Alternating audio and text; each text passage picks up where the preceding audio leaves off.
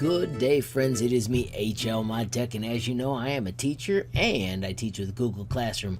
Friends, I came up with something today. I've been posting a ton of stuff that is just suggestions. It's things that you can do, but you don't have to do. But if you make something awesome, there needs to be a way for you to share it. And my friends, I've come up with a way that you can still share all those cool things you create with me. So let's get cracking.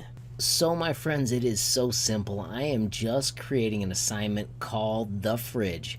When I was a kid, if you did something awesome, you stuck it on the fridge. That way mom and pop could see it, and every time you walk by, you got to see it as well. So that's what you're doing. Is if you ever make something awesome that I did not really assign, take a screenshot and post it here. You can post more than one assignment. We'll have as many as you ever show me, and boom, I'll be able to look at them, give you a comment, and tell you how epic I think your creations are.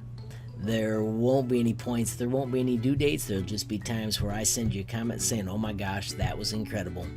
Friends, if you found this useful, please give it a like. If you got a question, comment, or suggestion, add it down below.